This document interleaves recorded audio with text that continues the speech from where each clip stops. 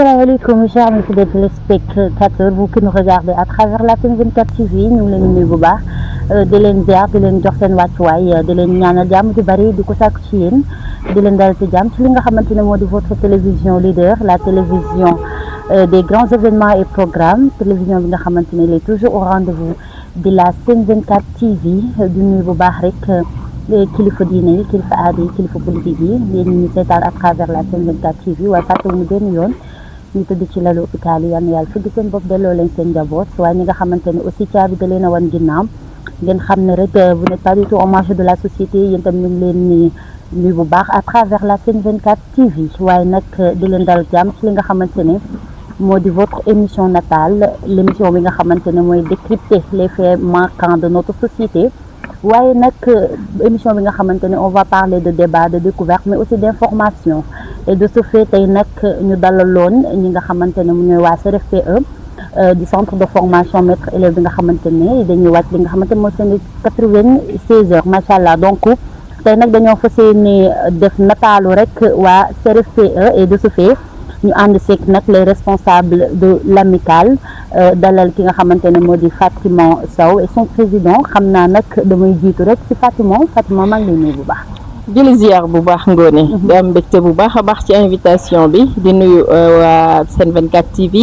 internautes yi nga xam ne ñoo ñuy suivre un peu partout à travers le monde amaat mbégte rek tooywaat ci nga xam ne mooy plateau yu am solo yi. nuyu bu baax a baax waa CRFPE rawatina nag daa kii suñu directeur muy le directeur du centre monsieur Nalla Ndiaye. nuyu toute l'amicale. dar ci njëkkee rek ki nga xam ne mooy suñu président Assane Mbaye. merci Fatima yow tamit ñu lay remercier bu baax joxal na président rek mu nuyoo président. soxna Ngoné ñu lay dalal bu baax ci suñu plateau Sen 24 TV. merci beaucoup soxna Ngoné ñu ngi leen nuyu. di leen ziar bu baax a baax. di kontaan ci émission bi nga xamante ni ñoom ngeen di ko def ak ñun. ñi nga xam ñooy les élèves maîtres ñi nga xamante ne ñoo war a éduquer les enfants pour l'avenir. di kontaan bu baax ci seen teewaay. di nuyu. Direction bi di ko jëlee si nuyu bi suñu directeur monsieur Nalla Ndiaye ak tous les membres du bureau de l'amicale. merci monsieur Mbaye ñu ngi lay dalal jàmm yow tamit ci suñu plateau Sen 24 TV à travers l'émission natale ñi nag ñoo présenté li nga xamante ne moo di amicale bi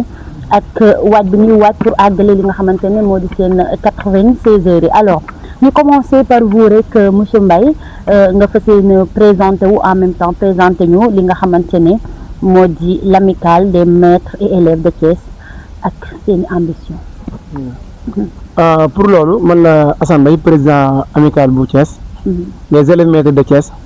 ak sama membre du bureau Fatima Zahra moom mooy ki ñu jox chargé de communication et relations extérieures. am na ci yeneen fànn ñoo xamante ni ñii ñooy trésorier. am na ci y a des différentes commissions ci biir comme commission pédagogique. santé environnement. ak tamit commission sport. waaw CRFPE bi nag ñun waa bureau amical ñu amoon nañu ambition yu bëri yoo xamante ne tey. moo taxoon ñu daal di dugg ci waar bi nekk fexe pour nekk président. ñu ne ambition yoo xamante ni yu am solo la woon. bokkoon na ci fexe ba élèves maîtres yi nga xamante ne tey ñoo nekk ci centre bi. ñu mën leen dinañ jàppale. ci seen formation gën ko ñoŋal ba nga xamante ne tey bu ñu demee ba génn. duñ am ay problème non seulement ci côté santé. mais tamit ci côté dëkkuwaay ak yu mel noonu. ok monsieur le président ku ne xam na ni gestion dafa nekk lu difficile lool alors comment nan ngeen di def ba gérer li nga xamante ne moo di pression bi di boole jàng beeg daal di fas yéene ñoŋ rek ci li nga xamante ne moo di amicale bi. waaw ku wax liggéey bi moom dina wax maanaam problème yi nga xam ne moom moo ci nekk ci biir. surtout jiite. déjà ay élèves maîtres ñoo xamante ne xëy na seen loxo juddu seen ginnaaw noonu. commencé seen formation. nga bëgg boole jàng bi ak tamit di jàppale ñu nekk ci biir dina xaw a nekk lu difficile. mais boo amee ay membres yoo xamante ni maanaam bien déterminé. pare pour jàppale élèves maîtres yi maanaam liggéey bi lu mu métti bu ñu xaree seen tànk tubéy rek dañu daal di atteindre suñu objectif. effectivement mu nekk lu am solo alors ñu bëgg a xam rek ngeen nekk di waajal li nga xamante ne moo di seen 96 heures démarré na sax on peut dire. Pourquoi le choix des 96 heures parce que d'habitude dañ daan gis événement yu am yu bëri ay 72 heures lay nekk wala ay 48 heures. pourquoi ngeen choisir def ko 96 heures. waaw suñu programme sax au début moo xam nañ mën nañu wax ni dafa nekkoon 72 heures. dañ ko jàppoon. mais ci diggante bi dafa am activité boo xamante ni maam prévoir mu nekk bokk ci 72 heures yi mooy randonnée pédestre bi nga xamante ni moom lañ doon def mais après ci lañ xam ni randonnée pédestre ñun élèves maîtres ñoo ko organisé ci lañ ko boole daa koy def 86 heures mais nag dañ ko isolé ak 72 heures yi nga xamante ni moo lañu war a def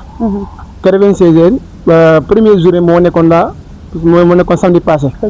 ñu ci doon def benn 86 heures ci biir ñu doon rendre hommage ñi nga xamante ni ñoo fi nekkoon daaw te yàlla dogal yàlla moom leen mais tamit di jàllale benn message moom mooy éducation citoyenneté parce que ku wax jàngale maanaam di nga wax yar moo nekkoon message yi nga xamante ni moom lañu jàllale ci randonnée pédestre mais alhamdulilah yàlla dogal na def nañ ko ci jàmm atteindre nañu suñu objectif ci côté boobu incha allah. effectivement te dina gën a àgg incha allah. ñu jublu 72 heures yi nga xamante ne moom lañ war a commencer à partir de 9 jeudi prochain incha allah. war ko commencer ak récital Coran daal di rendre hommage ñi nga xamante ni ñoom ñoo fi jóge ñaanal leen yàlla ci ngoon gi ñu ngi am su match final bi nga xamante ne moom la ñu def pour interclasse yi ak tamit match marié contre célibataire pour les filles voilà ci vendredi matin ñu ngi am benn don de sang bi nga xam ne moo la ñu war a def mais ngoon gi ñu am benn feu de joie bu ñuy def daal di fexe éviter képp maam bépp ethnie mu ñëw ku nekk indi sa tradition après ñu daal di gis parce que lépp ci éducation la rek voilà ci samedi bi nag ci lañ am samedi matin ñu war a def benn mooy nekk jour comment dire samedi matin cérémonie officielle d'accord ci suba gi ñu ngi war a def ay ñi maam képp koo xamante ni mën nañu wax ne am na talent voilà ñuy def poésie ñi nga xamante ne ay salamareen ñëpp ñëw ñu invité leen ñu def seen i kii ñu daal di gis ci ngoon gi nag ci la ñu war a def suñu benn dîner de gala bi nga xam ne moom la ñu war a tëjee bu ko defee ñu gën a xamante gën a ubbeeku préparer tamit suñu examen yi parcours yi nga xamante ne ci lañ jëm d'accord et ça fait plaisir machallah à travers la Sen 24 TV ñu gis ambition yi nga xamante ne amicale bi am na ko rien que pour ñongal 96 heures alors moo joxal ma Fatima suñu chargé de communication Fatima yow moom xam naa ne on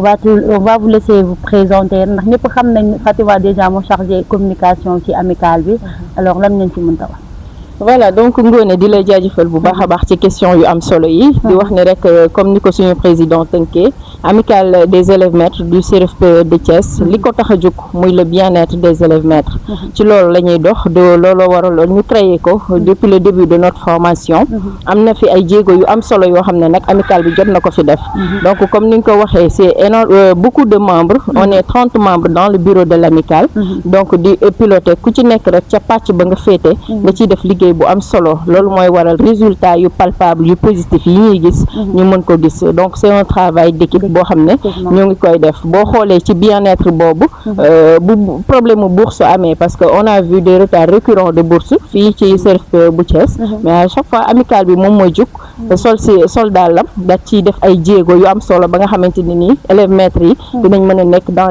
d'excellentes conditions di nga gis aussi ay problèmes yoo xam ne niveau pédagogique la boo xamante ni nii élèves maîtres yi comprendre uñ certaines matières wala ñu am yenn lacunes yi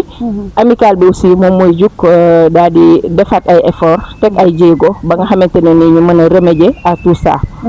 récemment organisé nañ fi benn set setal bu ñu gisee ni fii ñu nekk def nañ ay formation ak ay stage ci école d'application yi bi ñu ñëwaatee fekk centre bi mu mel noo xam ne àndu tey ak sécurité ak hygiène bi ñu bëggoon ñu jukk daal di booloo daal di def benn journée de set setal daal di pompale aussi li nga xam ne moom mooy yooyu juste pour le bien-être des élèves maîtres donc bëri na ay activités yoo xamante ne nii amicale des élèves maîtres bu CRFPE bu Thiès mu ngi koy def te day jëm kanam ba fii wak ñuy pare suñu formation incha allah en l'occurrence seen 96 heures bi nga xamante ne ci la ñuy nekk war ko continuer incha allah alors nan la communication bi di demee pour faire passer l'information de votre événement. Voilà donc au tout début comme amicale moom ñëpp xam nañ ni il faut ñuy waxtaan di déglonte ak di déggante mooy waral tey ñu mën a am yenn résultats yi donc le plus souvent ci programme yi nga xamante ni def nañ ko ci 96 heures yi ci élèves maîtres yi ci boppam la jógee ñoom ci seeni proposition yoo xamante ne ni tey soumettre nañ ko à l'amicale ñun aussi ñu toog ci waxtaan ci daal koy étudier ba xam ne lii nii dans la faisabilité et dans la durée mën na nekk ñu daal di jël yenn initiative bi nag daal ci commencer dox d'abord communication donc de là da ngeen a déglu kàddu ñi nga xamante ne ñoom ngeen bokkal CRFPE ñu jox soumettre leen ko ngeen koy doog a waaw développer tànn selon ay besoins parce que boo ci xoolee 72 heures yi lépp du xumbaay du mbumbaay boo xoolee 96 yi déjà randonnée pédestre bi c'était am thème bu am solo waxtaan ci santé éducation ak citoyenneté ñu fas yéene dox ensemble pour bâtir un Sénégal uni solidaire et résilient loolu nag c'est pas un slogan boo xam ne dañ koy yuuxu comme ça jàll ci leneen c'est quelque chose boo xam ne qui caractérise les enseignants donc loolu moo waral bëgg nañ nekk des enseignants yoo xamante ni ñuy ëllëg classe bu ñu yor dinañ def ay résultats classe bu ñu yor élève bi ni mu war a mel dina ko mel loolu moo waraloon ñu njëkk a initier boobu randonnée pédestre boo xoolee yeneen activités yi ci 72 heures yi lu ci mel ni formation en secourisme boobu li tax ñu initier ko mooy parce que am na élève maître yoo xam ne tey bu nekkoon ak xale mu am incident mu def malaise par exemple tey kooku pour nga sauver ko bu sapeur ñëwul bu ci yàlla dugalul loxoom musiba mën na am loolu moo waral nag ñu ne selon les besoins de l'amicale ak des élèves maîtres dinañ xool ban programme la ñuy teg donc programme yi ñu def yëpp c'est bien pensé et c'est juste pour le bien-être des élèves maîtres comme ni ma ko waxee tantôt donc lépp lu ñuy def nag réeróoruñ ci ak élèves maîtres yi dañ koy waxtaanee ba trouver li nga xamante ni mooy un consensus bu ko defee ñu mën a dérouler le programme nous sommes à la tête mais c'est pas nous parce que boo leen gisee mobilisation randonnée bi keroog ngeen xam ni vraiment bu ci élèves maîtres yëpp dugalul woon seen loxo résultat bi ñu bëggoon duñ ko ci am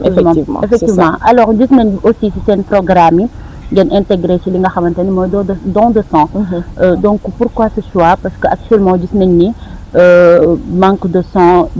sang yi dafay manqué ci hôpitaux yi et consorts mais ñu gis ni ci seen programme bi intégré ngeen ko ci effectivement Ngoné yow yaa posé question bi sax yaa ko répondre parce que gis nañ déficit bi nga xam ne am na ci banque de sang rawatina nag bu hôpital Amadou Sakhir Ndiéguène bu Thiès nga xamante ne ni mooy hôpital régional te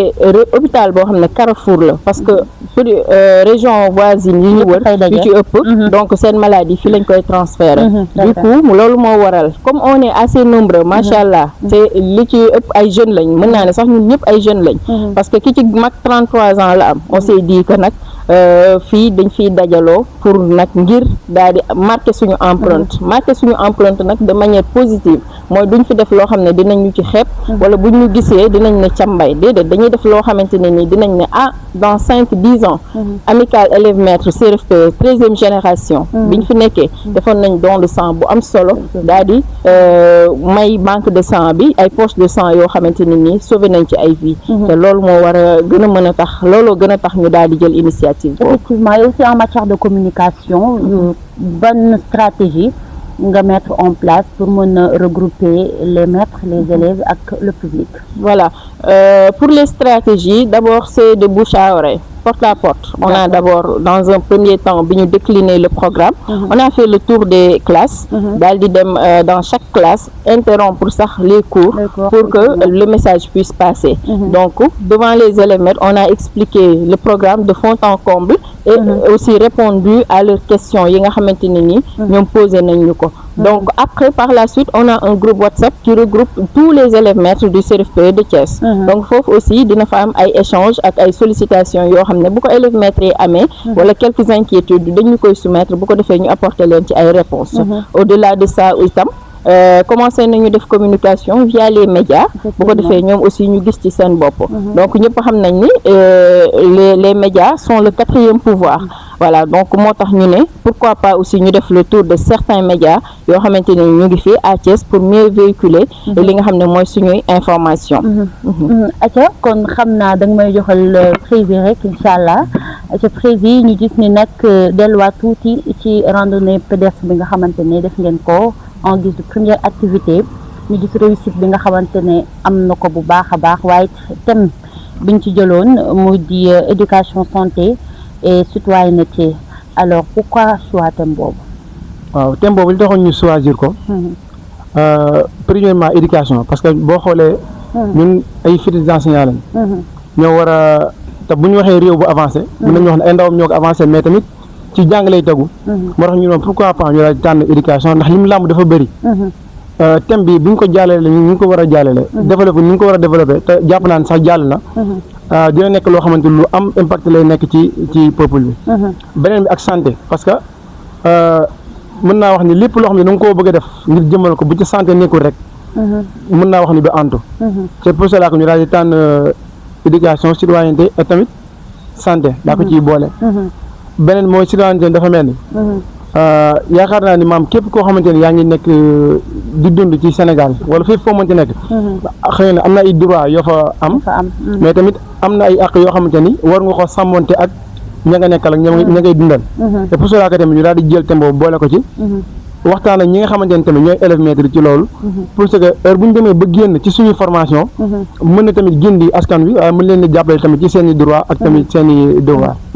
effectivement ñu gis tamit ba tey ci centre de formation bi mais aussi seen programme ngeen def ci lii di mel ni feu de joie. alors feu de joie bi yéen doon énumérer ni que nii c'est juste pour mettre en place wala it c'est pour fësal différentes cultures yi nga xamante ne. ñu ngi ci alors ñu gis ni nag ngeen accentué wu carrément sur les types de culture yi nga xamante ne mu ngi te loolu d'habitude da daan causer problème séeréer ak pulaar fu ñu daan tase da ngay dégg seen clash et consort mais di wane ni ba tey rek dañoo nekk ci dëkk boo xamante dëkk laïcité la waaye it dëkk booloo la alors ngeen def lii di mel bu ko def ko ci feu de choix bi. si comme ni nga ko waxee rek. par exemple centre bi nga xam ne fi lañ nekk di fi jàngee. am na ci ñoo xam ne xëy na sax bokkoo leen diine. mais même fi ngeen di jàngee yéen a ko bokk yéen a bokk tamit même dëkk bi. effectivement te culture yi dafay wute. te it am na ci koo xam ne day jóge fii ñu laa koy affecté feneen. moo xam ci dëkku séeréer la wala dëkku pulaar wala leen kooku bu fekkente ne xamul ñooñu seen culture xëy na moom mu am benn pensée wala mu koy gisee ñeneen. c'est pour cela que ñu bëgg maam intégré loolu ci suñu feu de joie bi maam bépp ethnie buy ñëw indi maanaam indi culture am wane ko bu ko defee ñu ñëpp ñu yaa ciy jàng parce que du nekk loo xamante da ngay ñëw def ko xumbal ñu pare dem déedéet mais jàng lañ ci jublu ndax bu ñu paree dañuy retrouver waat ku nekk classe ay waxtaan dina fa jub la moo tax ngeen def lii dina amaat ay explication yoo xamante ni dina tax ba nit ñi gën a comprendre ethnie yooyu seen i culture waaye tamit ak la moo nekkoon objectif feu de joie bi effectivement Fatima alors ñu bëgg a xam aussi information bi ba xam jàll na par rapport au maire yi nga xamante ne ñoo sekk Thiès ba xam ñoom it yëg nañ ko ba war cee mën a dugal seen loxo. jaajëfal la bu baax a baax Ngoné ci question bu am solo boobu dama ciy sawar a tontu lool. d'abord ci communication bi nga xam ne depuis le début des 96 heures ñu ngi koy mënee boo xoolee. toutes les administrations yu nekk Thiès bind nañ leen. de manière officielle. jaar fa ñu war a jaar. pour que ñu mën a ñëw impliqué wu boo xoolee ci randonnée bi. dafa base militaire ñi nga xamante ñooy sapeur pompier ñi nga xamante ni ñooy GMI Croix-Rouge donc ñooñu ñëpp dañ leen a bindoon ak police pour ñu ñëw assister et vraiment ils ont répondu à l'appel mais au-delà de ça aussi képp koo xamante ne nii rek kilifa nga te nekk ci dëkk bi dem nañ seeti la wala ñu bind yónnee la demande d'audience malheureusement nag ba tey fi may waxee ak yow nii amul benn maire ci 4 maires yi nga xam ne ñoom ñoo sekk Thiès boo xam ne recevoir na amicalu CRFPE bu Thiès muy quelque chose que nous déplorons nag vraiment parce que déjà rek ak monsieur le maire Babacar Diop qui est le maire de la ville nous sommes à 0 mètre de lui effectivement voilà donc lu ñuy def lu ne mën na ko yëg randonnée bi ci boppam bëggoon nañ moom mu ñëw présider ko mais malheureusement woote nañ fa woote waat dem fa à maintes reprises mais à chaque fois duñ ñu jox réponse bu convaincante wala dañu naan daal dinañ leen woo te 2 mois à l'avance lañ déposé woon suñu demande d'audience donc je pense que ñun def nañ li ñu war a def le maire Mamadou Djité aussi pareil moom il a reçu notre demande d'audience lire na ko mais il n'a donné aucune suite kenn daal laa ci xam ni au moins jël na le temps wax ak ñun téléphone muy le maire ministre Ousmane Diagne bi nga xamante ne nii je pense que fi mu toll ni moom ñoom ñëpp moo leen gën a occupé mais au moins lui il a pris le temps de nous parler au téléphone joxoon ñu benn rendez-vous ñu ñëw malheureusement ce jour-là rendez-vous dafa tomboon mu nekk conseil interministériel mënuñu woon recevoir donc ñu ngi koy sollicité waat ba léegi 72 heures yi jot na nañu recevoir ñu toog waxtaanee ko parce que mbiru Thiès la et on veut que tout Thiès puisse s'impliquer et se retrouver dans ces 72 heures là effectivement et on fait appel à tous ces maires là ñoom ñëpp war nañoo ñëw fekk ci leen jàppale leen nag ku ne xam ne ni l'éducation c'est la base de toute chose donc c'est évident ñoom ñëpp war nañoo képp li nga jàpp da nga ko war a bàyyi daal di ñëw teg leen loxo ngeen réussir li nga xamante ne ñoom ngeen koy defal parce que bu amee réussite Thiès la ñuy wax waaye réussite maire yi la ñuy wax à l'occurrence maire ville bi nga xamante ne moo di Babacar Diop. alors comme dañoo nekk ci première partie bi te wax nañoo recevoir d'autres personnes da nga ñuy énumérer rek bu dee am ngeen ay parrain ak ñan la ñooy parrain. voilà loolu dinañ ci sawar lool merci beaucoup Ngoné donc ci parrain bi ñuy njëkk rek mooy ki nga xamante ne moom lañ parrainé woon la randonnée pédestre à son insu nag di ko préciser muy El Hadji Mor Gueye Sopp Nabi xam nga moom ñëpp xam nañ ni moom si mbiru yàlla ak yonent bi moo ko gën a ñor mais ñun comme liñ doon def ci mbiru yàlla ak yonent bi la aussi dañu ne nañ ko ci dugal jël ko dara jaale ko parce que bëgguñu woon mu am benn connotation politique li ñu bëggoon mooy Thiès yëpp mën a retrouver wu te kenn du ne kii man ak moom ñooy diite ngaas wala ñooy dirante mbagg ci mairie bële wala ci assemblée nationale du coup nag bañ ko defee gis nañ ci réussite lool parce que gis nañ ni askan bi adhéré nañ et que fu ñu romb dinañ taxaw laaj ñu yéenay ñan ak lan mooy objectif randonnée bi mu nekkoon un réel plaisir donc ñu ko ciy jaajëfal bu baax a baax ci taxawaay bu am solo bi activités yi ñu jëm nag déjà di nga gis jeudi bi comme ni ko président waxee final inter tournoi boobu nga xam ne interpromotion bi ñuy def dina am nañ ci ñaari parrain kenn ki muy le Massamba Diop muy président du mouvement Masla dëkk fii zone nord Ngent nekk ko amal njëriñ askanam moom aussi ñu ko ci woo bu baax a baax ak kenn ci suñuy formateur nga xamante ne avant ñuy réussir concours bi ba léegi ñu nag moom la lu ne daj na ko pour ñu maîtriser les épreuves ba nga xamante ne nii bis bu ñu réussir le concours dinañ ci mën a am satisfaction ba tey mën a toog te ba léegi taxul mu bàyyi ñu muy monsieur Pape Cheikh Mbengue moom aussi ñu ko ciy jaajëfal bu baax a baax ndax gis nañ déjà loxoom dugal na ko bu baax a baax ci activités yi rawatina nag ci final boobu ñu ko dara jaale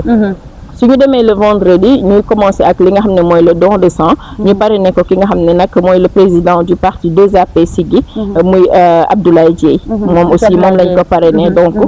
comme moom activité sociale yi le plus souvent ci loolu lañ koy gis moo tax bés boobu daal ñu ne bii daal gis nañ ko ci lool donc buñ demee nag si après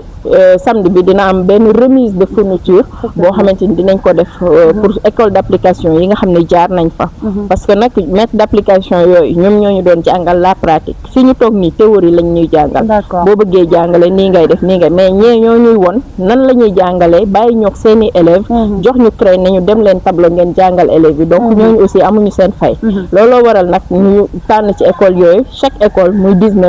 5 meilleurs élèves yi fas yéene leen a jox ay fourniture activité boobu nag ñu parrainé ko ki nga xam ne mooy le président Ousmane Diop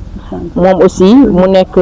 dans la nouvelle république bu Amadou Ba l'homme fort l'homme de confiance du président Amadou Ba donc moom aussi ñu koy woo bu baax a baax ci activité yooyu le soir nag dîner de gala bi ñu ngi ko parrainé ki nga xamante ne nii mooy le président du mouvement Thiès d'abord muy Habib Vitan moom aussi muy def liggéey bu am solo à Thiès di dogal loxoom bu baax a baax ci social ñu xamee ko mu nekk casquette boo xam ne da koo sol mu jot ko sëkk donc moom aussi dinañ ci ànd ak moom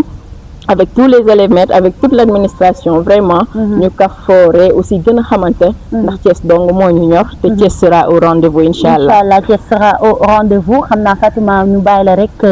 nga wax nit ñi comment ñi nga xamante ne intéressé wu nañ ci bis bi nit ñi def ba participer wala it nit ñuy def ba daal leen fekk ci bis bi rek gën koo rafetlu inchallah voilà mu ngi noonu donc bis bi aussi am na entrée di préciser que dîner de gala bi dinañ ko animer donc Kombe artiste ak Maniouq Badiane ñoom ñooy ñëw animer ko ñu am comme invité d'honneur prof immature moom ñëpp xam ko ci TikTok bi c'est un enseignant comme nous donc moom aussi dugal na ci loxoom bu baax a baax bu ko defee nga xamante ne nii nag dinañ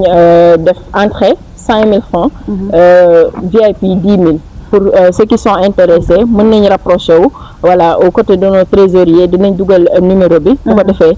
ku ci bëgg jënd ticket rek pour préparer événement bu mag boobu inchallah ñu ngi la ci woo parce que mbiru Thiès la merci Fatima merci à toi Ngoné c'était un réel plaisir le plaisir est partagé ak ci joxal ma prévu ci prévu ñu bàyyi la nga tàggatoo waaye nga waxaale population bi rek lan la ñu mën a xaar ci bés bi waaw d'abord di leen remercier bu baax a baax ci émission bi nga xamante ne ni ngeen koy amalu di ko def ak ñun di woo képp koo xamante ne mi ngi nekk Thiès ci programme bi nga xamante moom lañ tëral commencé ko di le 9 ba le 11 surtout nag ci dîner de gala bi ñu bëgg na ñëpp daal di ñëw incha allah ñu gën a xamante inchallah waaye tamit message bi nga xamante ni moom lañ bëgg a jàllale inchallah mu daal di jàll ci diggante 3 jours yëpp inchallah ñu ngi lay remercier bu baax merci beaucoup Aïcha xam naa rek dañuy dem dugg directement ci deuxième partie bi avec nos deux autres invités balaa loolu rek xanaa ñu seetaan li nga xamante ne mooy randonnée pédestre mi nga xamante ne defoon ngeen ko récemment merci beaucoup.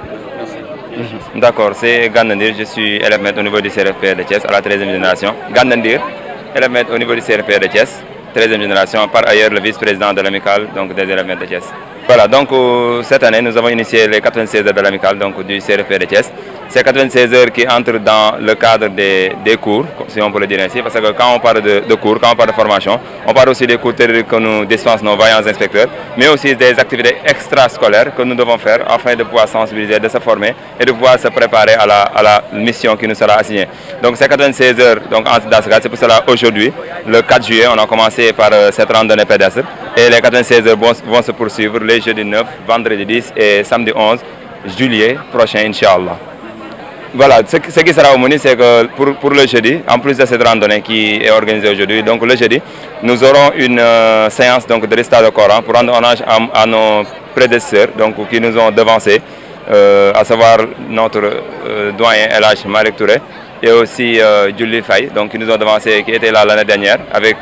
nos anciens. Maintenant, après le récital de Coran, nous aurons aussi à faire donc, une formation en secourisme à l'auditorium de Thiès. Donc dans l'après-midi, comme on était en compétition, donc interclasse, donc de football, durant l'après-midi, nous allons organiser un match de gala donc, pour les élèves maîtresses et aussi organiser la grande finale. Maintenant, pour le vendredi, comme on parle de citoyenneté, on parle d'enseignants, de futurs enseignants. Donc nous allons organiser une séance de don de sang. Donc comme on sait qu'actuellement il y a un manque donc, de sang. Donc c'est pour cela qu'on l'a organisé, on a invité vraiment toutes les autorités. On a invité même la base militaire, le sapeur-pompier, la police, etc. pour qu'ils viennent donc, donner de leur sang pour qu'on puisse vraiment réussir cette activité. Et durant la nuit, durant la soirée, nous allons organiser un feu de joie. Ce n'est pas un feu de joie pour se distraire, mais c'est un feu de joie pour montrer toutes les ethnies qui se trouvent au niveau du centre. Parce qu'il y a une pluralité ethnique, il y a des gens qui nous viennent de partout, des ethnies qui nous viennent de partout. Donc toutes ces ethnies-là, pour montrer leur pluralité, pour montrer vraiment cette pluralité qui existe au niveau du Sénégal, c'est pour ça qu'on a préféré organiser ce feu de joie. Et pour le samedi, nous allons terminer par la cérémonie officielle où nous allons inviter toutes les autorités, donc tous ceux qui de près ou de loin ont eu à participer donc, à la réussite de ces événements. En première ligne, donc la direction du centre. Nous allons organiser la cérémonie officielle pour aussi remettre des fournitures aux meilleurs élèves, donc aux écoles d'application, parce que nous, depuis le mois de mars jusqu'au mois de juin, on a été en stage pratique dans les écoles d'application, où des maîtres nous ont formés dans les pratiques de classe, dans la préparation des fiches et tout. C'est pour cela, véritablement, on veut vraiment honorer ces écoles d'application en honorant leurs meilleurs élèves. Donc nous allons, par cette occasion, organiser cette remise de prix, remise de fournitures. Et la nuit, nous allons terminer en communion, pas par une soirée où nous allons faire la fête, non, mais par un dîner de gala où ça sera en communion, en famille, entre élèves maîtres, entre autorités, entre, comment dirais où nous invitons toutes les autorités de Thiès, donc commençant par la direction de l'amicale. Voilà, nous comprenons cela parfaitement et heureusement que nous avons véritablement une direction qui nous accompagne dans ça et qu'à chaque fois nos inspecteurs et les membres de l'administration nous sensibilisent, ils sont très prêts, comment dire, ils nous suivent véritablement, donc vraiment nous sommes interpellés et nous savons véritablement qu'il y a une mission noble, une mission lourde mais pas aussi impossible, que nous devons véritablement réussir. Et Inch'Allah, on est sûr et certain avec la formation que nous avons reçue et que nous continuons à recevoir jusqu'au mois d'octobre, cette formation va nous permettre véritablement de réussir cette mission. Donc comme le directeur waxee mi ngi tourner autour de ñetti points essentiels muy wax santé, éducation et citoyenneté. Parce que ku wax jàngalekat wax éducation. te ko wax éducation wax yar te yar dafa bari fànn yar nekkul rek toog ci classe yi di jàngal li nga xam te moom mooy cours mais éducateur bi wala jàngalekat bi avant tout moom modèle la donc dafa war am benn ay jikko yoo xam te ne ay valeurs yoo xam te ne da ko war a dégager donc valeurs yi dafay tourner autour de l' éducation dafay tourner aussi autour de la santé ndax ku wax jàngalekat aussi wax waxi tàngal yar wax waxi nit ki donc wér-gu-yaram yi nga xam te war na ko àndal ku wax aussi éducation wax la citoyenneté parce que actuellement suñu bëggee am réew moo xamante ni donc ay nit ñoo koy porté ngir mu mën a jëm si kanam il faut que ñu am ay nit yoo xamante ne ay nit ñu pare lañ ay nit ñu gëm seen réew ay nit patriotique mais ay nit yoo xamante ne véritablement ils vont épouser lépp luy valeur citoyenne donc loolu moo tax ñu ne tey dañuy def randonnée sensibiliser la population thiessoise parce que ñun fii lañ nekkee di fi defee suñu formation effectivement comme ni ngeen ko xamee donc banque de sang bi actuellement dafa soxla deret lool moo tax ñun ñu ne duñ fi nekk rek toog di seetaan donc dañuy organiser benn séance de don de sang maye deret te loolu mi ngi am vendredi prochain à 10h donc ñu ngi ci woo képp koo xamante ni yaa ngi biir Thiès di dégg suñu kàddu ñu ngi la woo si don de sang boobu ngir nga mën a ñëw sauver li nga xamante ne moom mooy ay vie donc invité nañ ñëpp donc déposé na ay lettres ci toutes les autorités toutes les institutions yi nga xamante ne ñoo nekk au niveau de Thiès moo xam base militaire police et cetera ak sunu partenaire vraiment ñi ngi invité ñoom ñu ñëw ci Doro Sang boobu ngir ñu def li nga xamante ne moom mooy maye seen deret incha allah donc leer nañu ne moom li ñu jàngale fii donc véritablement suñu wàccee sur le terrain ki nga xamante ni yaa ngi doon suivre cours yi normal di déglu conseil parce que cours au delà des cours li ëpp solo ci formation mooy conseil yi nga xamante ni donc ñi bokk ci administration yi conseil yi nga xamante ni inspecteurs yi conseil yi nga xamante ni maître d' application ak directeur d' application ñu fekkoon ci école yi doon nañu ko jox véritablement gëm nañ ni suñu wàccee sur le terrain conseil yooyu suñu ko appliqué dinañ nekk ay jàngalkat yoo xamante ni dinañ mën a servir mais bëggoon naa aussi profité ci occasion bi remercier donc partenaires yi nga xamante ni ñoom ñu jàppale parce que randonnée bi ñu ngi ko amoon ku ñu ko dara jaale muy le baron du social à Thiès ñu koy wax donc El Hadji Mor Gueye ñu ngi koy remercier bu baax a baax di remercier aussi képp ki nga xamante ni actuellement yaa ngi siy jàppale bu baax a baax comme ni ma ko waxee sànq ñi nga xamante ni ñoo si jiitu mooy l' administration du CRPE qu'on ne cesserait de remercier à sa tête le directeur Nala Ndiaye vraiment ñu ngi leen di remercier bu baax a baax ci li nga xamante ni moom mooy jàppale geeg ci gunge gi. merci beaucoup monsieur Gana le vice-président gis nañ mobilisation bi nga xamante ne Thiès waa yëpp def nañ ko waaye ci ñi nga xamante ne ñooy bokk ci CRFPE génn en masse daal di def lii di randonnée pédestre bi ak thème bu excellent bi nga xamante ne def nañ ko le jour J waaye ba tey rek ñu nekk ci li nga xamante ne moo di deuxième partie bi dalal monsieur Abdou Bokoum responsable du pôle et finance ak monsieur Pape Samba Dia commission sportive monsieur finance xam naa si yow laay jiite parce que wàllum koppar moom xam naa ni ñëpp dañ ci sawar maa ngi lay nuyu bu baax di la dalal ci suñu télévision Sen 24 TV. salaamaaleykum maa ngi lay nuyu d'abord. maa ngi lay fay bu baax di nuyu àndal ñëpp sa équipe technique bi yëpp maa ngi leen di nuyu. di nuyu internautes yi suivre Sénégal 24. di leen remercier d'abord ci initiative bi ngeen wala opportunité bi ngeen ñu may pour ñu mën a wax. bon man maay Abdoul Bokoum maay adjoint trésorier. de l'amicale. Voilà je peux dire tout ce qui est finance wala xaalis man maa koy gérer man ak sama responsable Sori Sané moom mooy le trésorier général voilà ñoo ngi dégg teewlu peut-être di xaar question yi ngeen laaj suñ ci mënee tontu ñu tontu ci voilà jëm ci daal luñ ci mën def ñu def ko ci incha merci beaucoup chargé de finance xam naa après di ñu wax kees bi ñaata moo nekk ci koppar aca monsieur Pape Samba chargé du commission sportive yow ñu ngi la dalal jàmm ci suñu télévision Sen 24 TV. salaamaaleykum soxna si ñu ngi nuyu di la ziar. di leen remercier bu baax a baax ci opportunité bi ngeen ñu may. di leen remercier aussi ci kii bi déplacement bi. gis nañu taxawaay bi depuis suñu activité yëpp yeneen suñu ginnaaw. loolu tamit vraiment kontaan nañ ci bu baax a baax di nuyu téléspectateurs yi ñuy seetaan. man maa ngi tudd Papa Samba Dia président commission sport di remercier aussi suñu président Baye Assane ci confiance bu ñu jox di remercier aussi samay adjoint Khalifa Mbalou Sène et Serigne Saliou Dian ci liggéey bi gis naa ne liggéey bi xam ne bu baax a baax depuis lors ñu ñett ñoo jël li ñuy wax commission sport bi di piloter depuis début juin avec interclassier ak randonnée bi. effectivement xanaa rek da continuer teel ma micro bi ba tey rek ban place le sport am ci li nga xamante ne moo di amical bi. si boo gisee aussi depuis début bi. presque activité yu bëri ñun waa commission sport ñoo koy def. parce que amical bi à part mun naa à part 96 heures yi nii. presque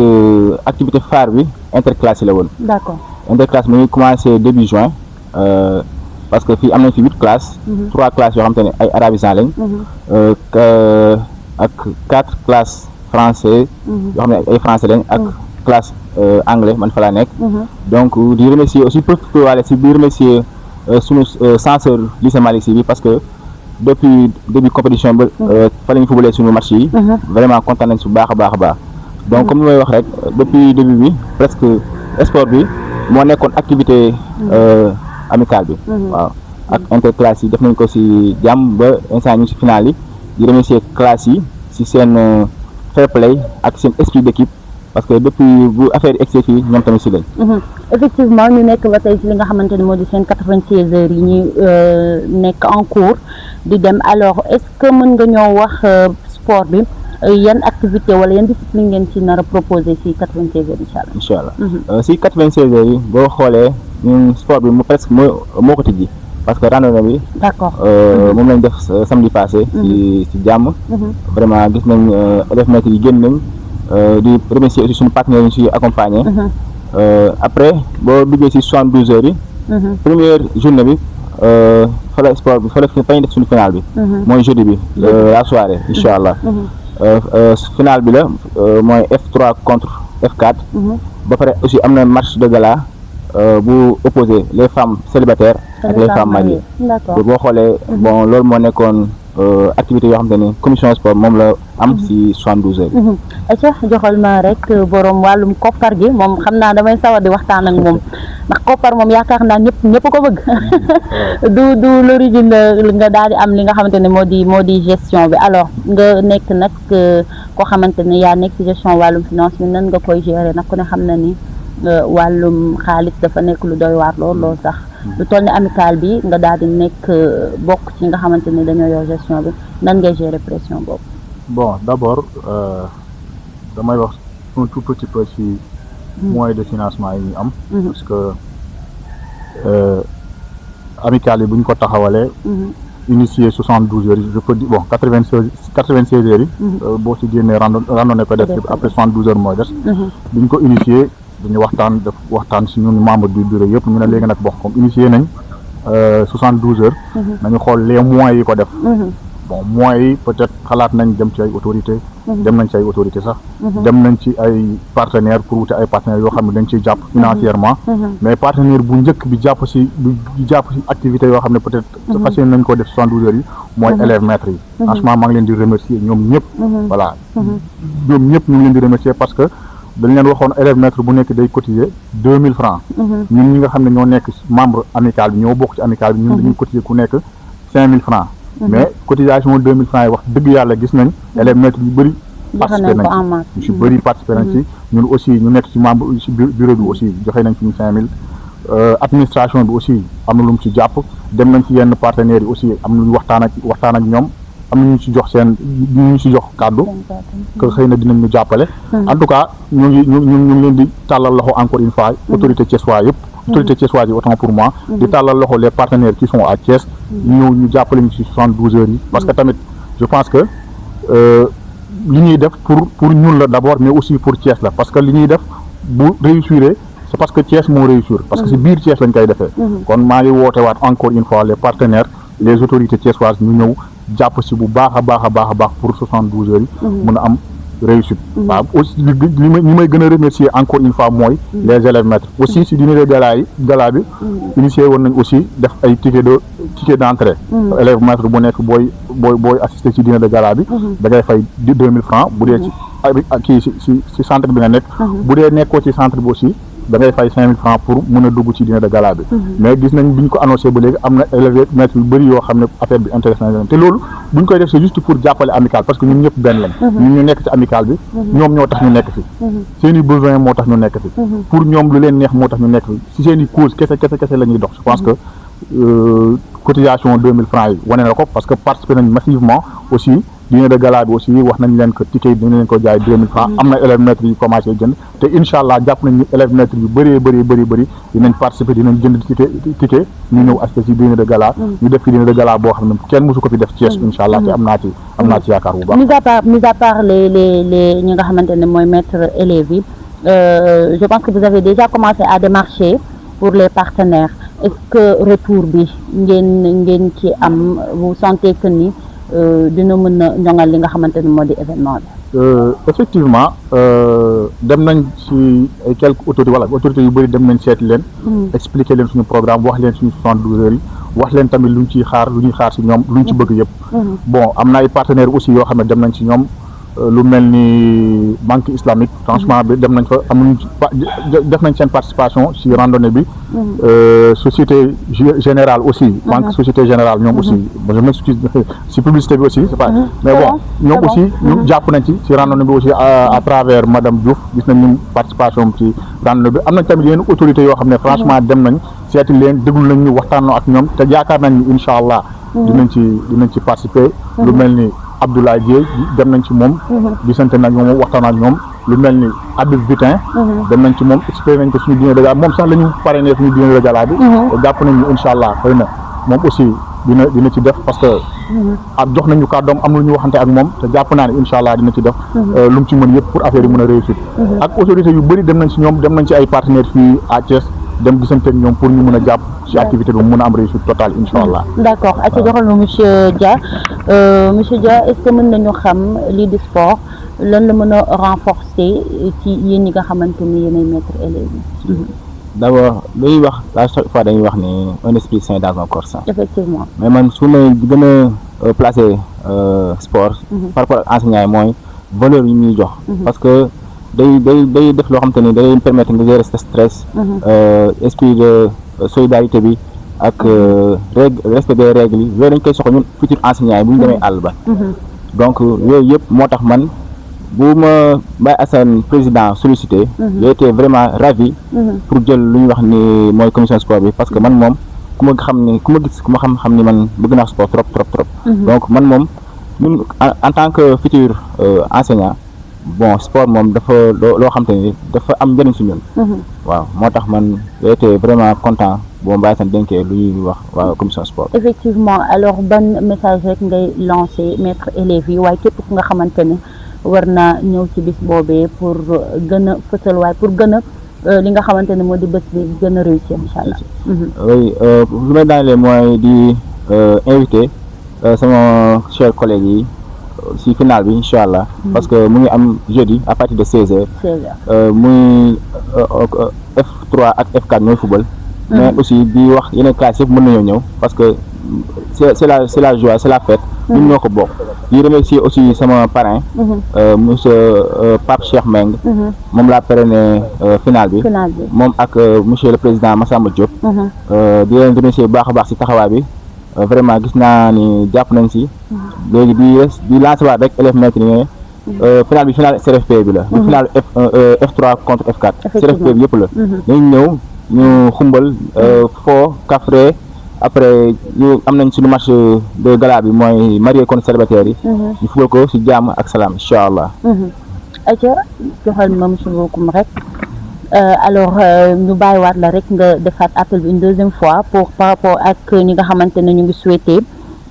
rejoindre leen li nga xamante ne moo di événement bi nga jaaraale fa rek daal tàggatoo. d'accord bon li may woowaat ci sama collègue élèves maîtres yi rek wala sama camarade élèves maîtres yi maa leen di woowaat à ce que ñu ñëw participer massivement pour que suñu 72 heures yi mën a réussir incha allah parce que ñoom